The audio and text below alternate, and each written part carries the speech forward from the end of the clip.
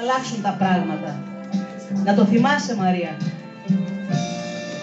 Θυμάσαι, Μαρία, στα διαλύματα εκείνο το παιχνίδι που τρέχαμε κρατώντας τη σκητάλη. Μη βλέπεις εμένα, μην κλαις. Εσύ είσαι η ελπίδα. Άκου, θα έρθει καιρός που τα παιδιά δεν θα διαλέγουν γονιούς. Δεν θα βγαίνουν στην τύχη. Δεν θα υπάρχουν πόρτες κλειστές με γερμένους απ' έξω. Και τη δουλειά θα τη διαλέγουμε.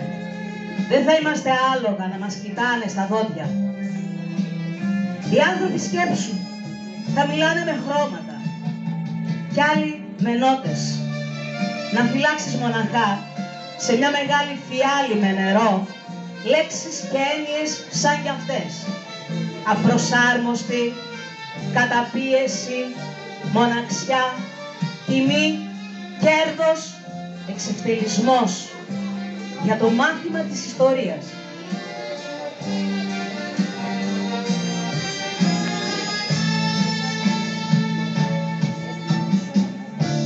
Είναι, Μαρία, δεν θέλω να λέω ψέματα, δύσκολη καιρή και θα έρθουνε κι άλλοι.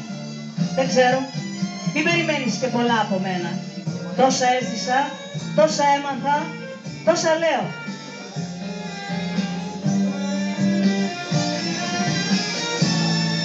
Και από όσα διάβασα, ένα κρατάω καλά.